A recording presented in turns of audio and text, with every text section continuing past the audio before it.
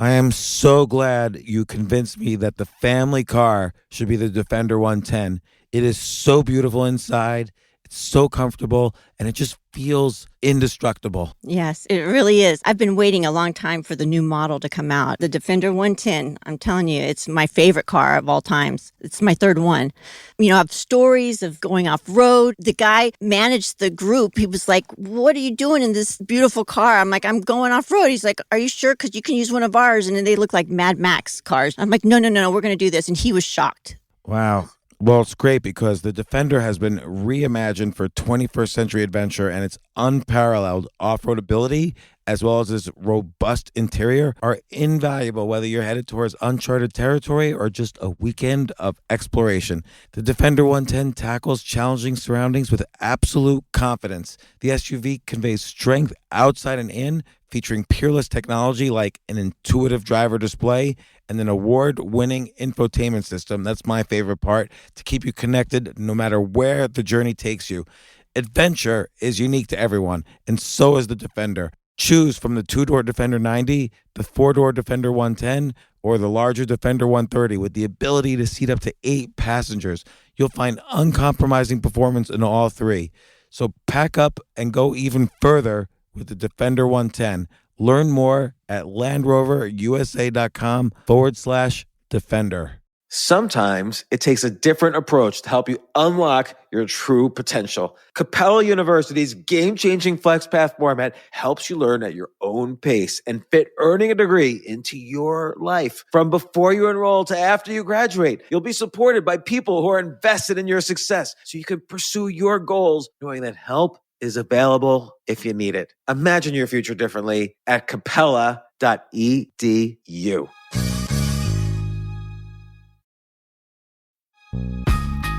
This isn't your average business podcast, and he's not your average host.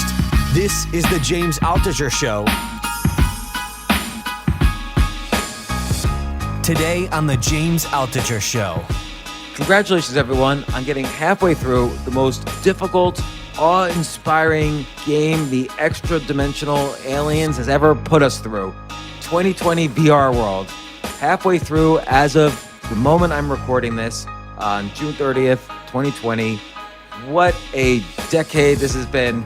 Do you even remember January 1st, the Australian wildfires, World War III with Iran, impeachments, all the way through murder hornets, alligators addicted to meth, the Swedes detecting nuclear explosions, and on and on and on. Not to mention virus, pandemic, lockdowns, protests, everything. So in this podcast, we do a bit of a recap and ask some questions ourselves, and then I start answering questions. I also explore the BS headline of the day. I don't know, there's a whole bunch of other stuff. So listen, enjoy. Congratulations again on making it halfway through this game. You'll get extra points in the morning. And if you have any other questions, text me at 203-590-8607. And here we go.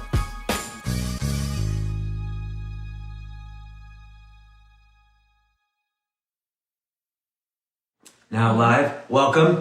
So yesterday I mentioned how at 3:15 a.m. Monday morning, so yesterday was Monday, at 3:15 a.m. Monday morning, 2 teenagers were shot in the Chaz or CHOP, it's this autonomous zone taken over by protesters in Seattle. Seattle mayor has called them peaceful protesters, and I do believe probably the majority of them are peaceful, but every couple of days there's been shootings in the Chaz. So Monday morning at 3:15 a.m., a 16-year-old boy was shot and killed in the Chaz, and a 14-year-old boy was shot and injured and taken to a hospital. I remember when I was researching for this Instagram Live, we do it from 2 to 3 p.m. Eastern Standard Time, and there was no news on CNN about this shooting.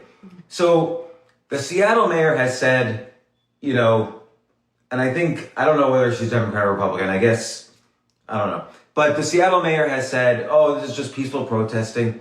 How come she hasn't commented on these shootings? And again, I try not to get too embroiled in hypocrisy. And then so I looked this up on CNN. There was no news on these shootings. You would think that, it's kind of this strange phenomenon that basically armed protesters took over this gentrified 6-block, 10-block, whatever radius area in Seattle, right next to Capitol Hill.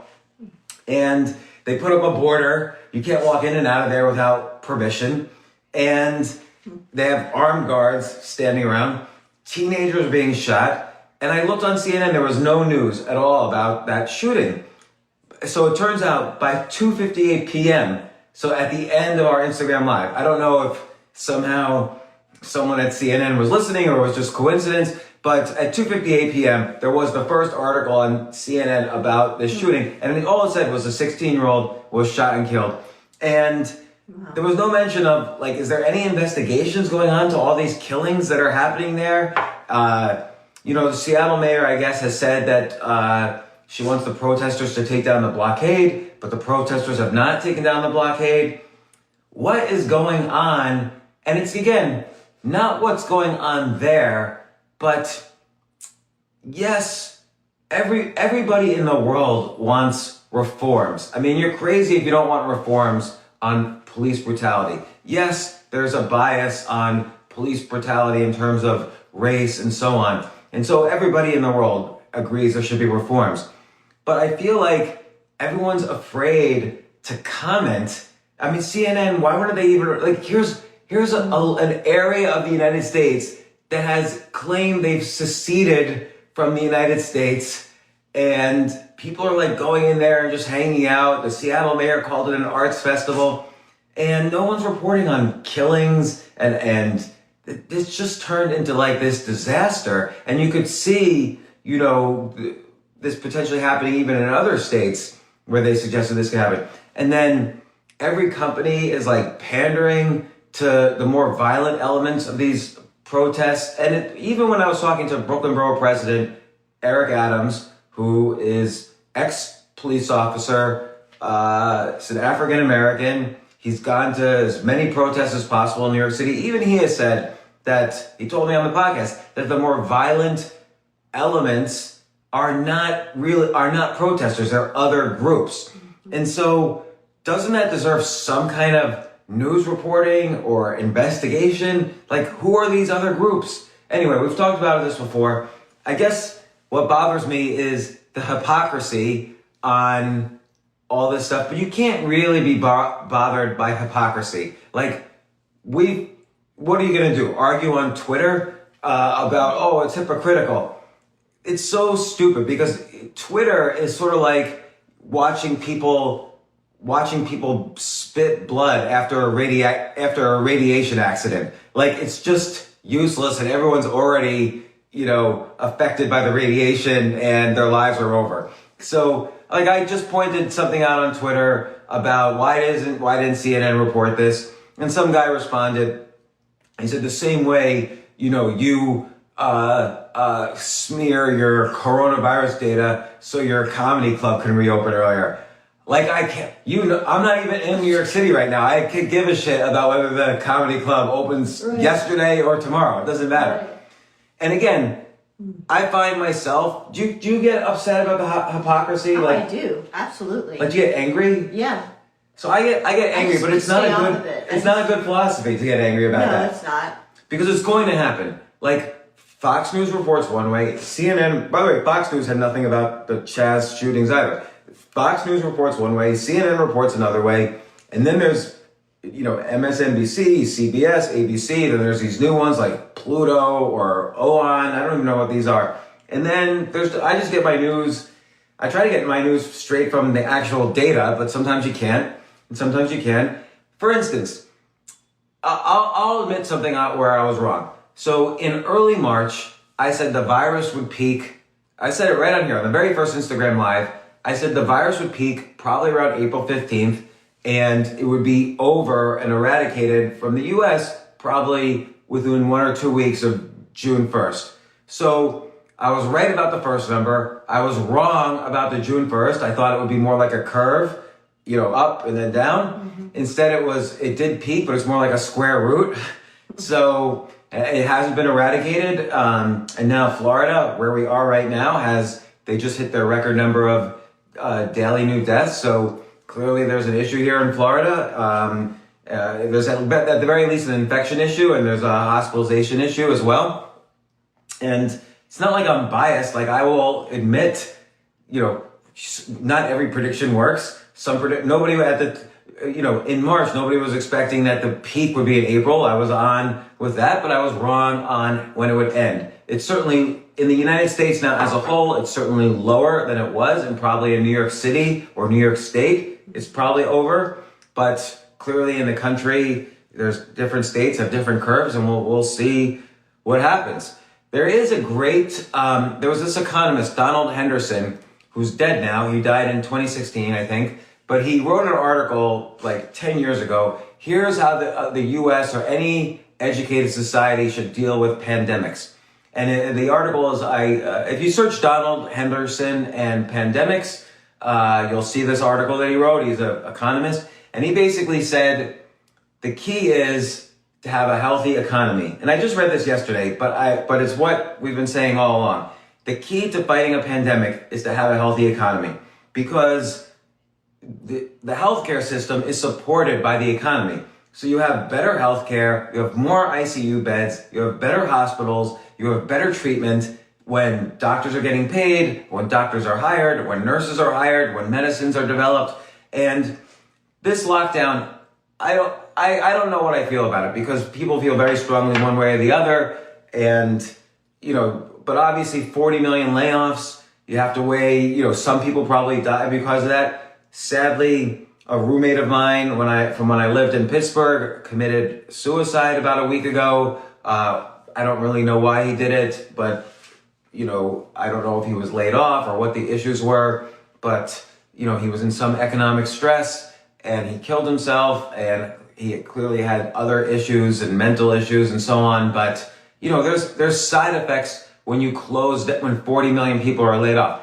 One side effect is all of these protests, and the protests that have been not just peaceful protesters, but we saw when we were in New York City, they were trying to get into the apartment building, and they were breaking, looting stores. And we had a conversation with our kids about the differences between looting and protesting. We went to a protest, and it was a peaceful protest, and there wasn't looting, but we came back before the curfew. And, people have been quoting Martin Luther King saying, rioting and looting, he didn't say looting, but he said rioting is the voice of people who are unheard. And I get that, but he wasn't recommending rioting. He was recommending being heard. So he had a variety of techniques for being heard, similar to Gandhi, which is have economic boycotts, do strikes, set up peaceful barricades. And that's what Martin Luther King did. Martin Luther King had a 12-year career of protesting, and not once did he ever recommend violence. And then there's Malcolm X, who people associate more with violence. And I think actually, to be honest, and I hate throwing these words around, but I think actually it's sort of racist that people think Malcolm X was the violent one and Martin Luther King was the peaceful one. Everybody has their issues, good and bad. Malcolm X, to his credit, disavowed violence after a 1964 visit to Mecca, which convinced him to convert from being a black Muslim to being, I guess, Middle Eastern Muslim. And he disavowed violence then, and he was more close to Martin Luther King after that. He broke away from Elijah Muhammad, who was kind of his mentor before then. And so he was a voice of peace also when he realized the effectiveness of that, and also the religious benefits or spiritual benefits of advocating for peace. So you can't really use Malcolm X as an example, nor did he necessarily lead successful protests. Martin Luther King actually created change. Yeah. So I'll answer some questions in a second, but I just want to say congratulations to everybody listening to this, because you did it. You have reached the halfway point of the 2020 virtual simulation game that we're all in. Congratulations. You'll get extra health points and extra stamina points on your dashboard tomorrow. And you should see that when you wake up. It'll be in the chips that we've enclosed in your eyelids. Like the simulation, the game is half over. You only have to make it to the end of 2020. All people who survive with their sanity will be among the prize winners, and the prizes will be announced later this year by the the robots that run the whole thing. So let's just take a look back and see what's happened in this game. It's been a very exciting game. It took years and years to plan this game and to plan all the little twists and turns. It's been very exciting for us who are the game planners. Let's start off with early January 1st. Do you remember what the news was on January 1st and January 2nd? Points go to anybody who shouts out what the biggest headlines were January 1st. The Australian wildfires. So that news is so distant and so unimportant that we often forget that an entire continent was on fire on January 1st. And what happened? It was never in the news again. If I Google Australian wildfires and CNN, go to coronavirus. what would even happen? Like, when's the last article on the Australian wildfires? So I'll give you an update because you have made it to the halfway point in this game. This was a pretty intense Australian wildfire season, I have to say. And by March 5th or so, right before all the lockdowns for pandemic happened, it was pretty much almost all the fires were extinguished. So Australia is okay. It did not burn. For all of those who forgot that Australia even existed, it did not burn up, and the wildfires were 99% extinguished by the first week of March. And guess what? The last fire was extinguished in around middle of May. I did keep track of it, but since it was so unimportant to what we were talking about, I did not even bring it up here. But you'll be happy to know that you passed that part of the game pretty quickly.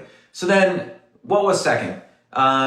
January 3rd, my kids wake me up, and the first thing, by the way, I always heard about all these news events from our kids, even coronavirus. I heard from our kids. They were like, hey, should we be worried about this pandemic?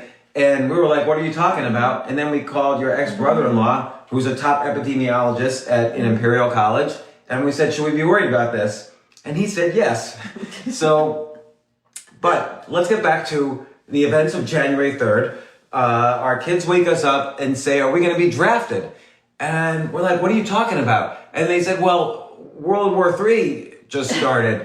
And apparently, January 3rd, early in the morning, America sent a drone to kill General Soleimani, who was a top general in, I don't know, I forget, the Iranian militia guard or whatever. And the interesting thing there is that the U.S., so they killed this general who was maybe the number 2 or number 3 most important person in Iran. And Iran and the rest of the world actually immediately responded, how dare the U.S. kill an important government official from another sovereign nation? And by the way, I agree with that. But General Soleimani wasn't a government official from Iran. He's part of kind of the more underground, or he was part of the more underground like militia that was sort of a more informal branch of the Iranian government. And by the way, he wasn't in Iran. He was in Iraq, which is a country that the U.S. has been in charge of. So for better or for worse, by the way, I'm not in favor that we should be in Iraq at all. But what was the Iranian, this sovereign official doing in Iraq's airport? Was he just hanging out at the Dunkin' Donuts or the Cinnabon at the airport? Like, what was he doing there? Well, he was planning attacks again. He had just done in November or December an attack again that killed American soldiers. So this was like a revenge attack, as these things go. I'm not in favor of any of these attacks, but so all the criticism that was directed against that attack has been misinformed. You certainly are allowed to attack someone who is killing Americans.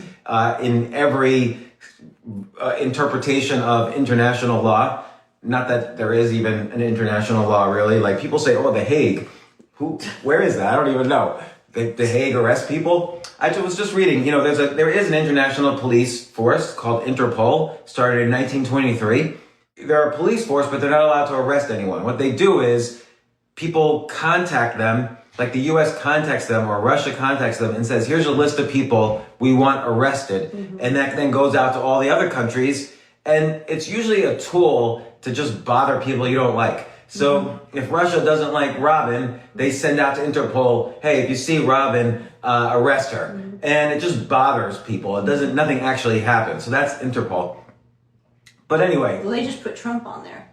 Oh, did they? Yeah. Oh, yeah. So Iran.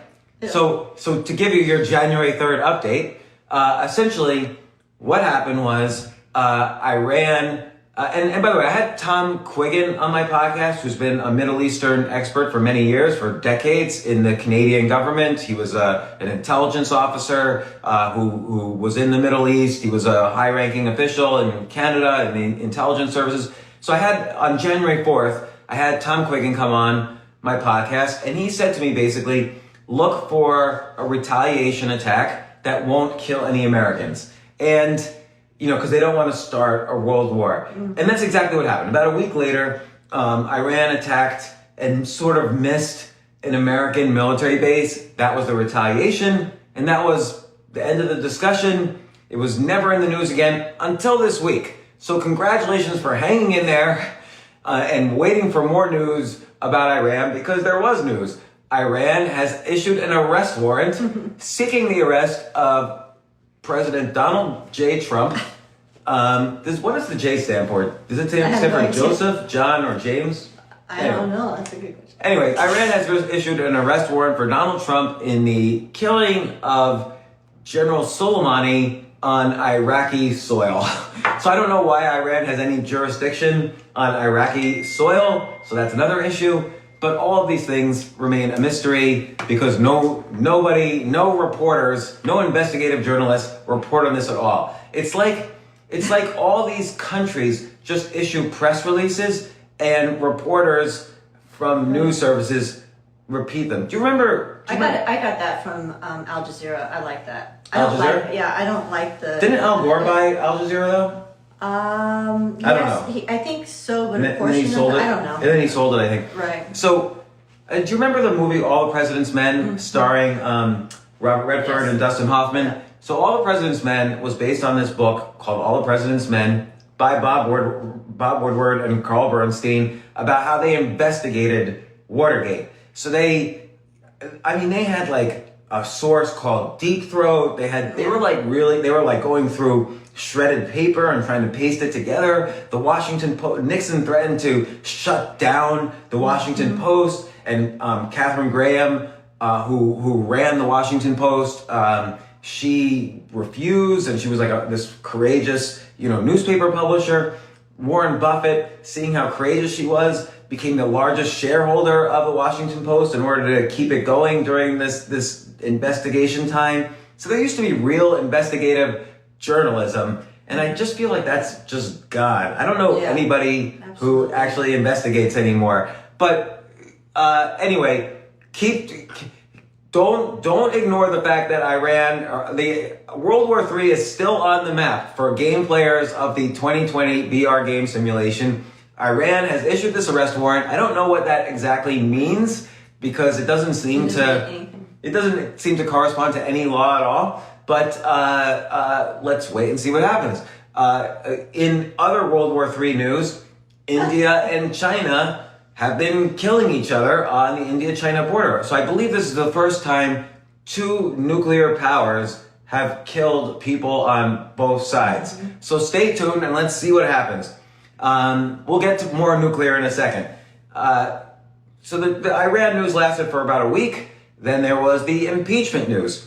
So for the third time in U.S. history, extra points goes if you could tell me the other two times, because it was in the news then, but it's been mostly forgotten since then. But for the third time in U.S. history, a U.S. president was impeached.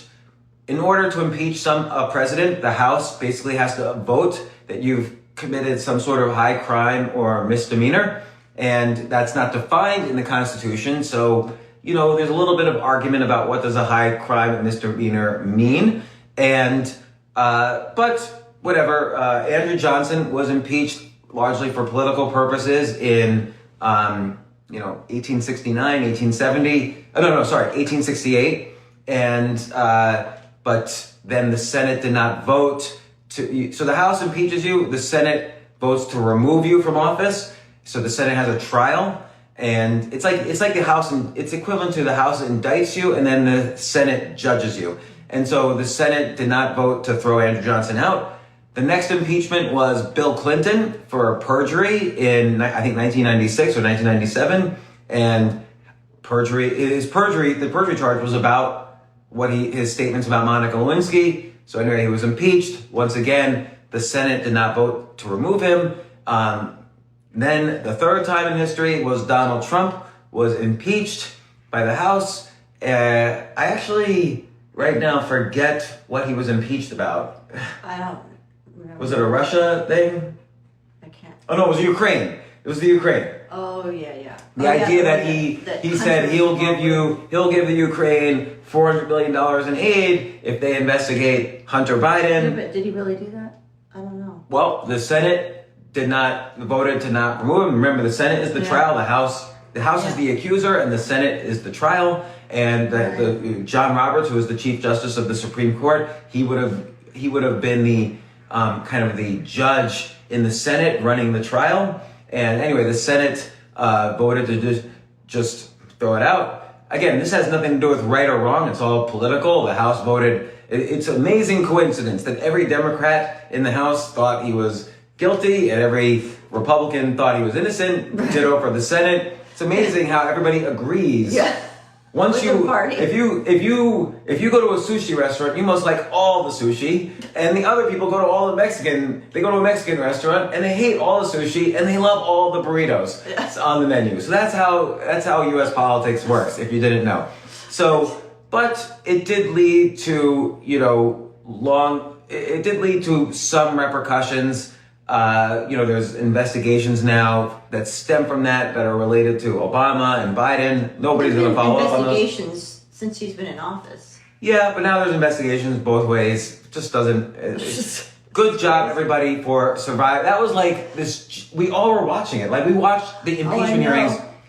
It's amazing too. They had impeachment hearings during prime time. Like they knew exactly like. Oh, it's 8 p.m. Reality show. Time to start the reality show of all the old people in Washington D.C.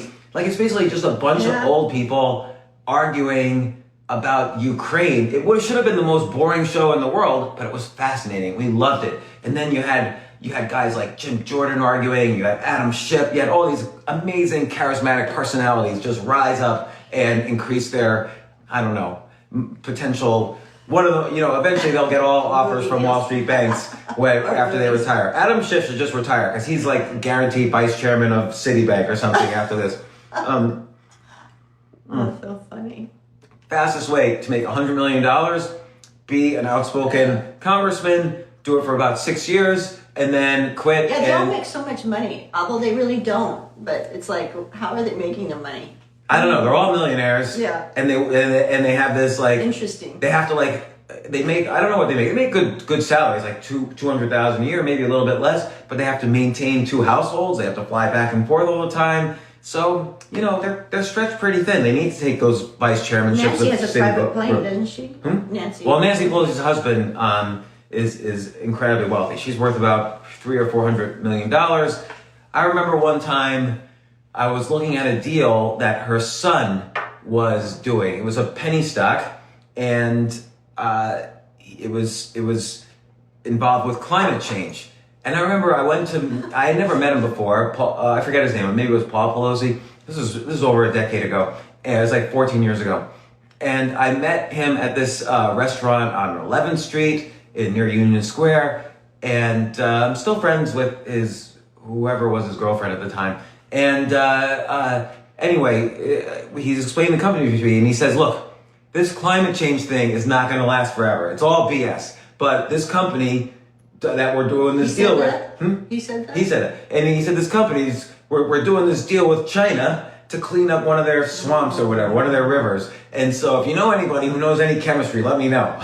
And he was doing this big deal with China. But I never found out what happened with that. He said this climate change thing is not going to last forever, though. So we got to act on it now and make as much money as we can.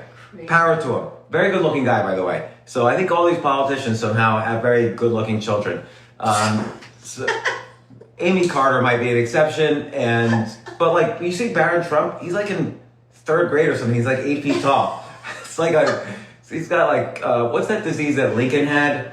It makes him look like the limbs get elongated. Look like that. No, he looks a very good looking kid. Yeah. So actually, I'm not a pedophile though. It's just anyway. Moving on. Impeachment. Congratulations, 2020ers. You passed impeachment. And then, what was the virus the very next thing after the impeachment? So. Yeah, because that was like in February. Yeah, it was like end of January, but then... Right. So those were over, the impeachment hearings were over, and then all of a sudden, that just kicked in. Yeah, first it was like, hey, the China supply chain closed. And that was starting to be a little bit of a panic because it turned out that that nobody was telling anybody, but the only factories anybody used in American industry were all based in the Hubei province of China, apparently. So all of the American economy was actually kind of shut down already in February because China shut down all the factories. So plus they were going through their Chinese New Year, which they always shut down anyway during that time. Right, and so everybody thought, oh, they'll just reopen. Yeah. And I even called in January, they started shutting down. And I even called many friends, you saw me do it. I called many friends and said, look, you need to buy at least 6 months to a year worth of inventory or you might be in trouble. That's still the case. So, but we went off to the Netherlands. I remember stupidly asking audiences in the Netherlands, hey, do you guys really care about this coronavirus thing? And they were all like, nah. And now they're like, have the highest death rate per million in all of Europe. So we came back from the Netherlands. A few days later, New York was shut down. And the scary part then was the fact that there was more and more restrictions every day. So first it's like you couldn't go to big gatherings. Then you couldn't go to sports events or Broadway. Then it's quarantine except for essential workers. And nobody really knew what any of this meant. Anyway, and then again, this is a useful lesson in here because everybody knew the economy was going to be shut down and suffer from lots of layoffs. The actual bottom of the market, the worst day, the lowest point of the market on the year was, I believe it was March 23rd, when the House did not pass the first version of the bailout bill and the market crashed. Then the next day... Was that the day, though, that oil went negative? Oh, yeah, it might have been when oil went negative, too. We had an IG Live. I said oil's going to be back in the 30s within weeks, which it was. That is crazy. But the House did not pass the bill, and then the next day they came to a compromise to pass this first stimulus bill, the CARES package, and the market has gone straight up. The Nasdaq's been at all-time highs. Whether or not that's realistic to continue is uncertain. But, and again, the peak did occur around mid-April. That's the highest point of new daily hospitalizations in the U.S. and new deaths and so on. And now, the virus is still lasting.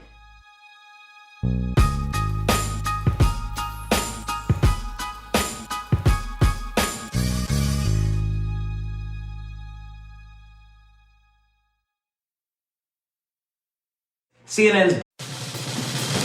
These days, we're all investors, trying to be smart with our money despite our worst impulses. But at iShares, we believe that deep down inside of every investor is a better investor. One that's just waiting to be let out. Explore iShares ETFs and insights and let your best investor out. Visit iShares.com for more information. You know what I love about fantasy sports is that even though I'm not going to be a great basketball player or a baseball player or a football player or whatever, I feel like I get to participate and make decisions and use my knowledge of these different leagues or these different sports to compete. So it's like I can pick my team or I can pick my favorite players, and I could use my knowledge to make predictions and maybe even make money. So with the basketball season here, you can now pick combo projections across football and basketball from the Specials League on Prize Picks. This is a league created specifically for combo projections that include two or more players from different sports or leagues. Want to play alongside some of Prize Picks' favorite players like rapper Meek Mill and comedian Andrew Schultz, who's also been a guest on this podcast, and I've been a guest on his? You can now find community plays under the promos tab of the app to view entries for some of the biggest names in the Prize Picks community each week. Look, Prize Picks even offers a reboot policy so that your entries stay in play even if one of your players gets injured. For football and basketball games, if you have a player who exits the game in the first half and does not return in the second, that player is rebooted. Prize Picks is the only daily fantasy sports platform with an injury insurance policy. What? So I love playing it. I love anywhere where I can use analytical ability with my interests to demonstrate some skill and maybe make some money. And I like the game-like aspect. I do wish they had chess as a category on prizepicks.com, but I'll settle for what they've got. Maybe I should make my own fantasy chess league. But in any case, I love Prize Picks. Go to prizepicks.com/James. Use code James for a first deposit match up to $100. That's the easiest $100 you're ever going to make. So that's prizepicks.com/James and use code James. Daily fantasy sports made easy.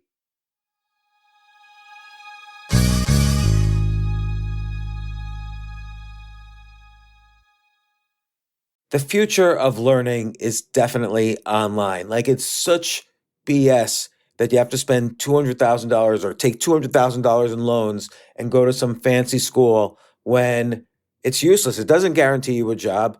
Most employers, including me, do not care about degrees or grades or anything like that. We want to care that you love what you're doing, that you know what you're doing, in some cases that you have experience or that you're willing to learn. But people in general love learning and are curious. Like, the key to success is curiosity. And I think masterclass.com is the perfect model for online learning. I'm really happy they're sponsoring this episode. If you're going to give a gift, give the gift of learning. Masterclass makes a meaningful gift this season for you and anyone on your list, because both of you can learn from the best to become your best, from leadership to effective communication to cooking. Let me tell you some of the classes I've taken. I've taken comedy from Steve Martin. I mean, can you believe I can take a class from Steve Martin on comedy, or Judd Apatow, my favorite comedy director? I could take an actual class from him on writing. Wolfgang Puck on cooking. Dan Brown on writing, or Judy Bloom, who's been on this podcast, on writing. By the way, Wolfgang Puck also has been on this podcast. It's such a pleasure. I try to take classes all the time from masterclass.com. And whether you're watching Masterclass on TV or listening in audio mode in the app or on their site, the quality speaks for itself. It's like these Masterclass instructors are your own personal mentors that are going to help you reach the next level. How much would it cost to take one-on-one classes on comedy from Steve Martin or on chess from Gary Kasparov? You just wouldn't be able to do it. But it would cost hundreds of thousands of dollars. With a Masterclass annual membership, it's $10 a month. Memberships start at $120 a year for unlimited access to one-on-one classes with all 180 plus Masterclass instructors. So it's not just $120 for one instructor. You get all 180 plus Masterclass instructors. Boost your confidence and find practical takeaways you can apply to your life and at work. And if you own a business or are a team leader, use Masterclass to empower and create future-ready employees and leaders. That's the real education in today's world. So this holiday season, you can give one annual membership and get one free at masterclass.com/JAS. JAS, of course, stands for the James Altucher Show. So right now you can get two memberships for the price of one at masterclass.com/JAS. Masterclass.com/JAS. Offer terms apply.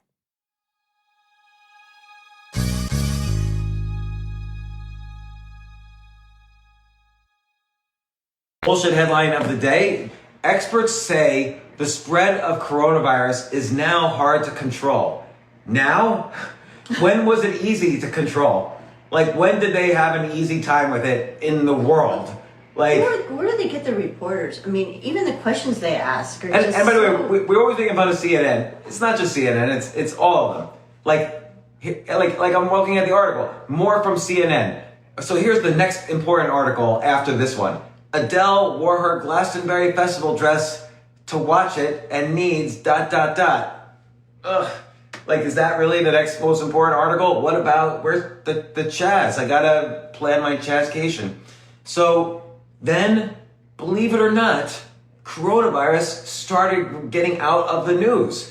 And very tragically, of course, George Floyd, this evil, bad police officer, and I mean that completely, kneeled on his neck for 8 minutes, 46 seconds, which is the title of Dave Chappelle's special about it. And George Floyd died. Protests started immediately.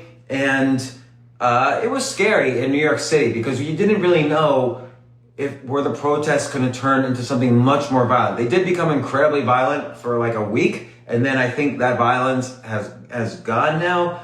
But the protests are still ongoing, which is fine. I mean, the protests are still happening in New York City, right? Our daughters have been going. Yeah, there's one. Yeah. The disturbing thing is the Chaz and the Chop to me, but that again, I think more points go to you if you completely ignore that, because there's nothing you can do. And again, I've mentioned this before. I kind of, with each step of the way, like in terms of economic response, in terms of stimulus, on Black Lives Matter, talking to African American leaders, I've tried to input my own thoughts and suggestions to everybody I know on every side of all of these issues. I was everybody responded to me, but I was conveniently ignored everywhere. So on the economic side, I suggested do direct stimulus. If you do a second stimulus bill, do direct checks to the bottom third of the economy. Do a UBI, Andrew Yang style, do a UBI to at least the bottom third of the economy. Else, you won't get the money in the economy. Everybody else, if you give $1,000 check to a billionaire, obviously their lifestyle is not going to change. You're not going to see that money go into the economy. If you give $1,000 to someone who barely can make ends meet, the money will immediately go into the economy. So I suggested this to people in the administration, and their worry was there wouldn't be incentive to work. And I argued back, of course there will still be an incentive to work. There's lines for food 3 miles long in New York City. So, but that was ignored. It's not like people are not going to get jobs with a massive $1,000 or $2,000 stimulus check. But anyway, that was ignored. In terms of reforms, I suggested looking into ending blue-collar licensing because that prevents many people living in projects or poor communities from working. Release all people on nonviolent crimes like marijuana. There are people in jail for marijuana crimes. So,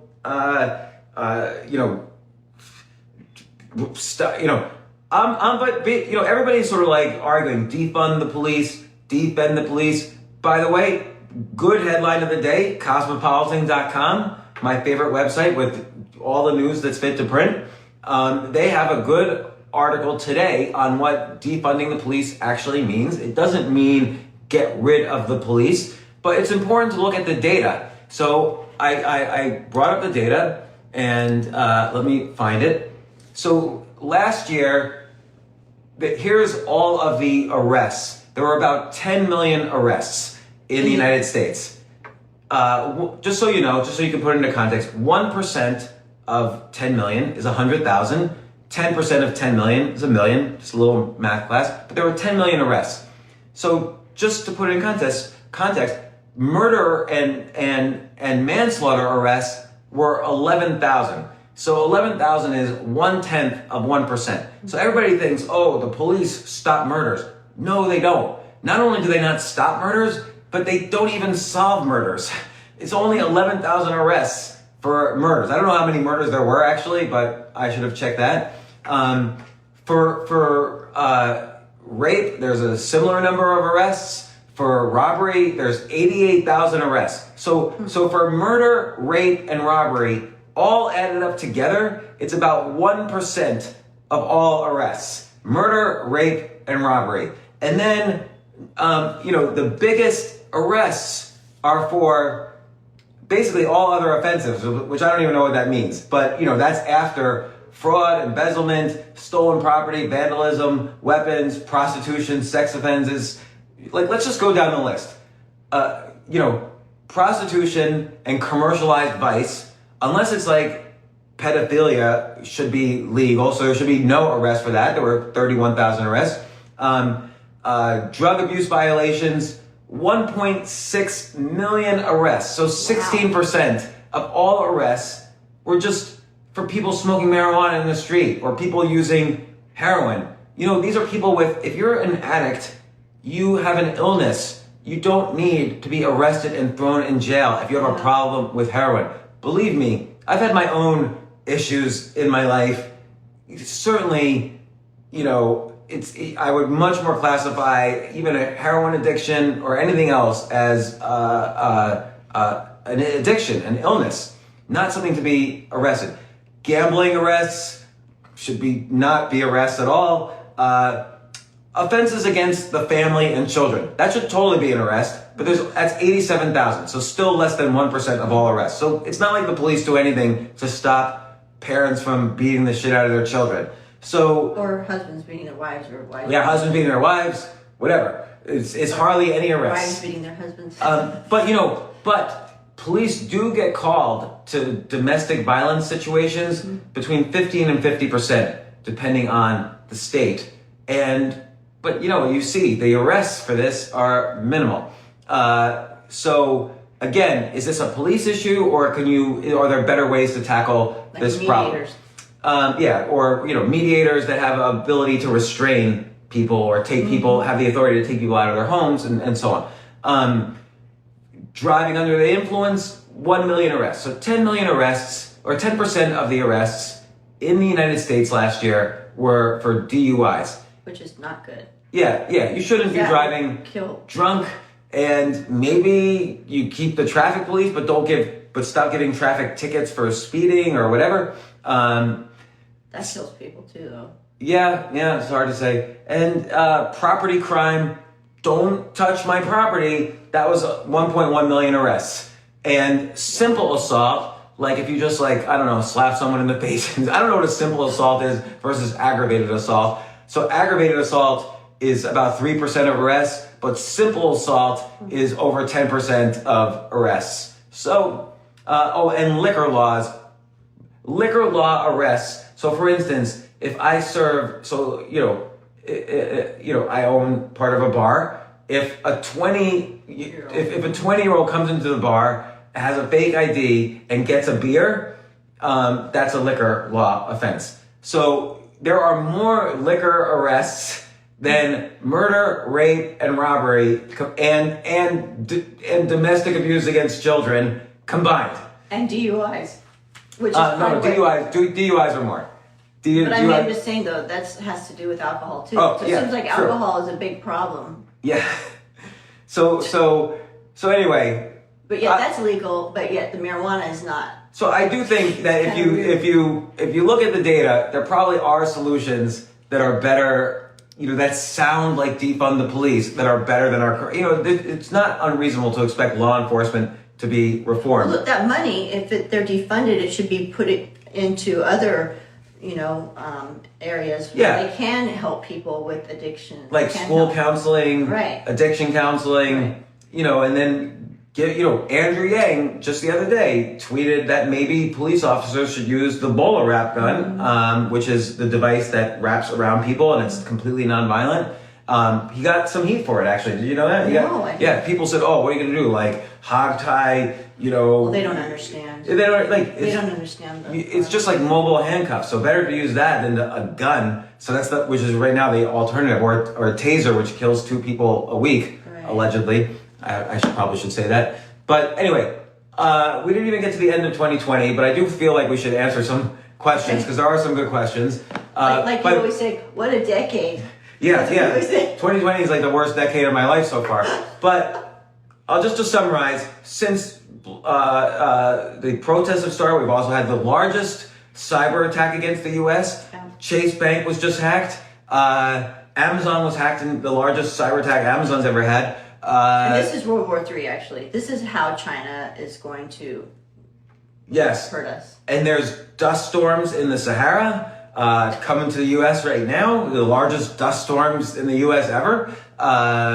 What else is happening? There's India, China, I don't know, all sorts of crazy. Alligators on meth are coming out of toilets in Florida. Murder hornets.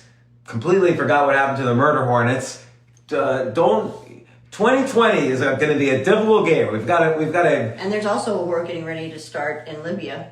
Oh, I don't even know about that. Yeah. And we have genocide in Yemen. So don't ignore the game. Second half of 2020, there's a lot of exciting things that are going to happen in this game. Be prepared. So I do have one business idea that I think is worth mentioning, which is this is the $10 million idea of the day.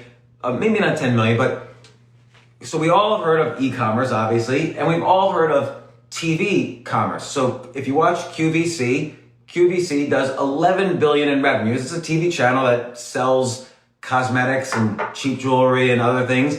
And you turn it on, and there's a presenter. The show is just a presenter selling stuff. Call now. Supply is limited. And QVC does that's live commerce, and that QVC does 11 billion in revenues. But here's the opportunity. In China, live streaming e-commerce. So the equivalent, meaning if I just go on one of the Chinese social networks and I do a live stream of, hey, buy this line of jewelry, that it's called live e-commerce. Mm-hmm. Live e-commerce streams, like live streaming e-commerce, have resulted in 170 billion in revenues in China last year. So, but those are Chinese companies doing it. I don't think they allow Western companies. No, but what I'm saying is that trend now is going global. So you're seeing people in every country now starting to get into live commerce. Right. China started it, but it's clearly a viable means of making money. So two opportunities. One is, and by the way, we've started doing this a little bit on the podcast. So normally when you sell ads on a podcast, I don't know who like American Express will say, okay, here's, $10,000, read this ad. And I say, sure, I have an American Express. I approve. I'll read this ad. But I think much more interesting is for podcasts, and I haven't really seen this done. Much more interesting is for podcasts to do affiliate ads. So podcasts should take the risk. Like I'll pick out a course, an online course that I like, and I'll say, listen, I love the guy doing this course.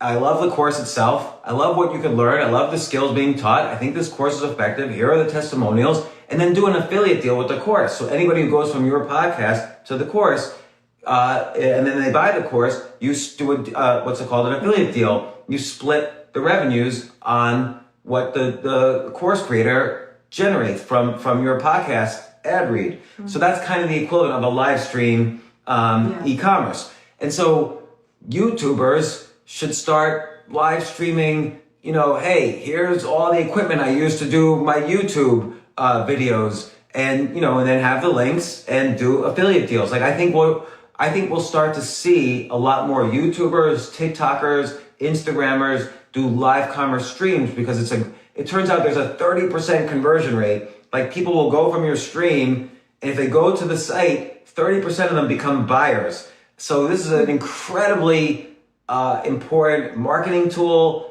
money-making tool, whatever.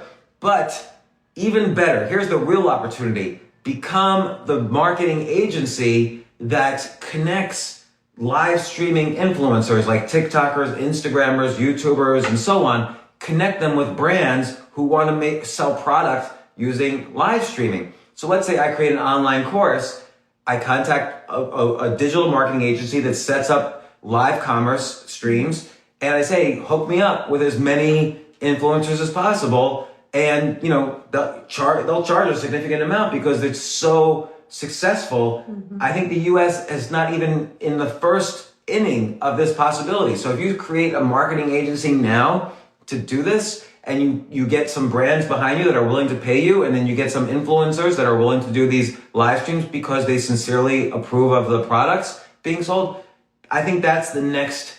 If you start that right now, digital agency for that, you could quickly build that and sell that to a major advertising firm for like $10 to $20 million. Those are that's a no-brainer business idea to create a $10 million business. Startup costs are zero. You just need to write a proposal and present it to as many companies as possible. And you need to then be able to hire the TikTokers, but there are agencies that will introduce you to the influencers, and boom, that's a huge, huge business. You'll easily sell to like an Omnicom or Interpublic or WPP for 10 million or more.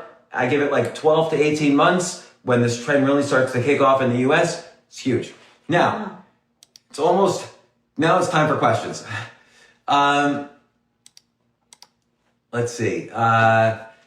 Should an individual use Netflix as an example and go in debt to create some content? So this is an individual asking this. And what Netflix has done, what he's referring to is Netflix borrows money. Let's say they borrow $10 billion and they create $10 billion worth of TV shows. The reason Netflix does that is because they don't make money directly off the TV shows. They make money off of there's this great show on Netflix, but you have to be a subscriber. They get more and more subscribers. It's kind of like how HBO used to be a movie channel in the 70s and early 80s, but then they created original content and their subscribers went from like 1 million to 30 million. So Netflix used to just sell DVDs, then they created original content, and now they have 100 million subscribers. So the answer to this question, though, should you go into debt to create some content? Absolutely not. Netflix has an entire business model that revolves around creating original content. It is unclear. They could take risks because no individual is taking a risk there. Netflix can afford to take risks because they're always able to borrow money off of this nonstop stream of income from their subscription business. So absolutely do not borrow money to make your own little movie or CD. Also, Netflix is diversified. They make 100 different TV shows. This person is talking about making one CD. By the way, make the CD. Why do you have to borrow money? Just, do what you can to make a cheaper version of the CD. Go on Kickstarter, have a track or two from your album on Kickstarter so people can hear, and then they'll donate. Use Kickstarter to not only fund the rest of your album, but to generate your initial audience. That's how you expose your material to a great audience. And then do live streaming on YouTube for it. I don't know. But do not go into debt. Start on Kickstarter. Let's see. Next question. Any ideas for stay-at-home moms to make money from home that's artistic, outdoorsy, and fun? Yeah. I think make a clothing line.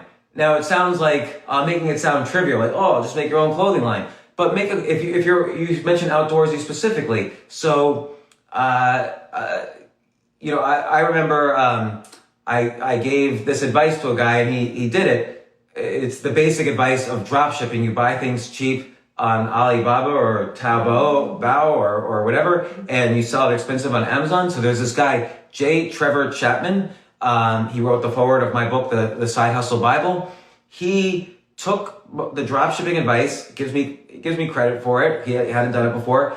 He decided he was really into biking on like rough trails and like on dirt bikes. And so he bought cheap Kevlar pants on Alibaba and sold them more expensively on Amazon. And he made $1 million within 60 days. He taught his parents how to do it. They made $1 million after 90 days. So, and then he built up a logistics business around this for other people. He sold the business for $10 million after 2 years. So that's why he wrote the foreword of my book.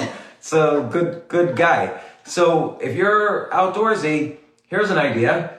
Inflatable pools are a thing right now. It's a trending product this summer because nobody's going to public pools because of the virus, but kids need to swim and love to swim. So inflatable pools are a big thing. So I looked it up on Alibaba. It was like, what did we see? It was like $20 for an inflatable pool. And the exact same inflatable pool was selling on Amazon for like $300. And so people always ask, oh, is drop shipping still happening? I don't know. Try it out. Put an ad up and try to set up a Shopify store, put some pools up, advertise a little bit on Facebook or do a deal with a TikTok influencer, sell some pools, buy on Alibaba after you already have some orders, so you take zero risk, and then have Alibaba ship directly to your customers. Or maybe they ship 1,000 inflatable pools to you for $20 an inflatable pool, or 100, whatever the minimum order is, and then you ship. And it's okay if it's hard work, and then you start making money and build up. And that is one idea, but there's lots of ideas like that that are out there. And I'll cover some more on these and maybe newsletters or whatever. Somebody asked, why are you giving out your phone number? Won't people spam you? My phone number, if you want to text me questions or anything, interesting things, and I'll text you back, 203-590-8607. By the way, I will answer. Nobody's really spammed me. Like I've been having reasonable discussions and dialogues with people, and only, I would say, a few hundred people have texted me. But it's 203-590-8607. In an article that I wrote, I said, I said, dreaming big leads to happiness. And I wrote that article probably a while ago. The question is, what do I mean by that? Well, I think it's always good to, be excited about things. So sometimes I'm excited to watch a TV show tonight. I'll be excited about that, but I'm also excited. If we find a good one. I know, we've watched, during this binge watching. You guys watching. can tell us what we should watch. Yeah, during the past 4 months, we have watched every single TV show on Netflix and Amazon. And now we're going to older movies. Last night we finished The Sweet Smell of Success, a 1957 movie starring Tony Curtis and Burt Lancaster, which was great. And then we just watch YouTube videos. But that's obviously dreaming small. Oh, I can't wait to watch a 3-minute YouTube video of somebody beatboxing tonight. So dreaming big means it's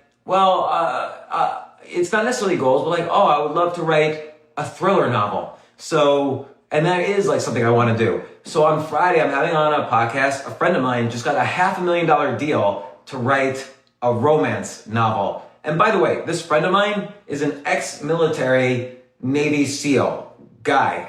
And he's writing a military romance novel under a pseudonym of a woman and got a $500,000 advance. So I can't wait. I'm excited. I'm happy to find out about it. Now, you can say, well, the world's filled with all this pain and depression. Okay, don't look at the news. That's actually the key. You won't be bothered by it if you ignore it, because as I already explained, that we tried to influence with our opinions, got nowhere.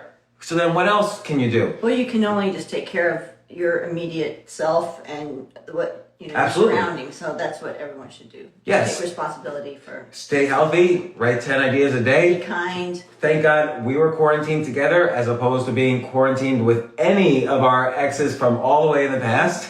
So at least I'm saying that. So, have good relationships, write 10 ideas a day down.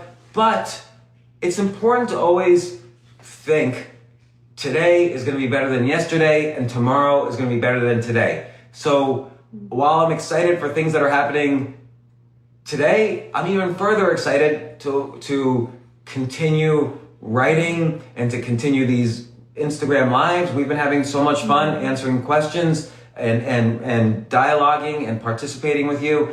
And I'm excited for tomorrow. I have all these, podcasts set up for the future. I never think about the past. If you're always excited for tomorrow and have reasons to be excited for tomorrow, it's a healthy way to be. Instead of just being anxious and stressed, which there's so much evidence that anxiety and stress lead to a decline in your immune system, making it more likely to get the virus. I don't have to say this kind of basic self-help stuff, but a good counter is Write down your list of things you're excited about for tomorrow. I'm excited about, writing fiction. I'm excited, and I think in mid-July, I'm going to do stand-up here in the Miami Hard Rock Casino. I'm excited about that. I'm excited about something that's happening on July 11th that I'll tell you about next week. I'm super excited about. I'm excited about our daughters. Some of our daughters are coming tomorrow, some in a few weeks. I'm excited about that. Our son. Yeah, so if you're always kind of, some are big dreams, some are small dreams.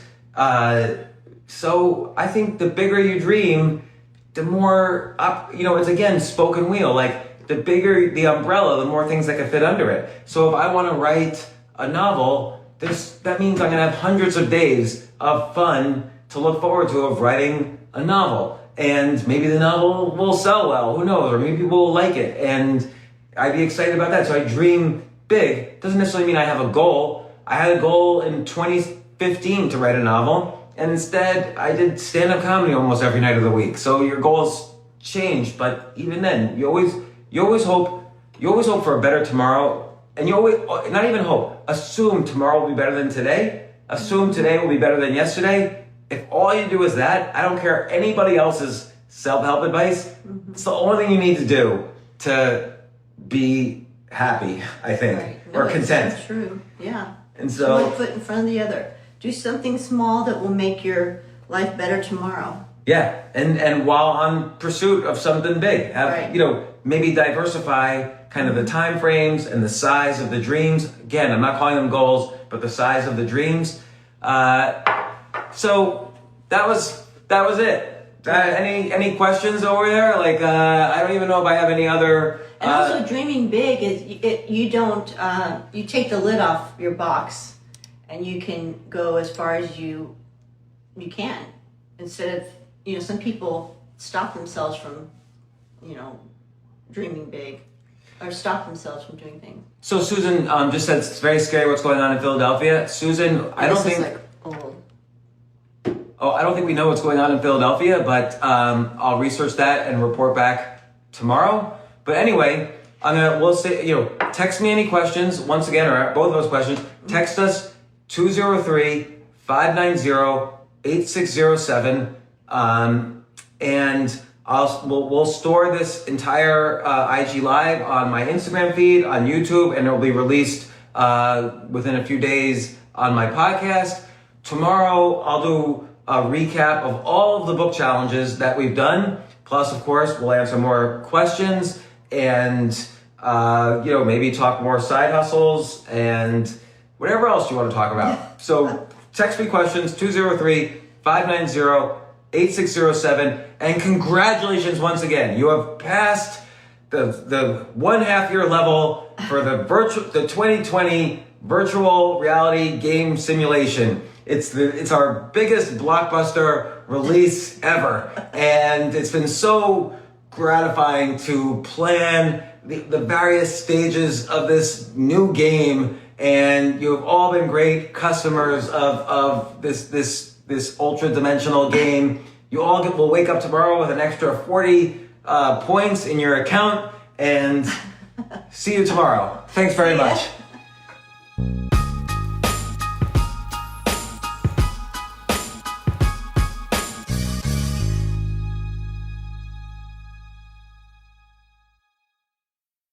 The McNugget Buddies are back. But this time, they got a fresh look as part of the new Current Frost box at McDonald's. We're talking all new buddies, dressed head to toe in the freshest fits, all designed by the artist Current Frost. So when you order the Current Frost box with your choice of 10-piece McNuggets or a Big Mac, you'll get one of the flyest McNugget Buddies to go with it. Think you can collect them all? Ba-da-ba-ba-ba. I'm loving it. At participating McDonald's for a limited time while supplies last.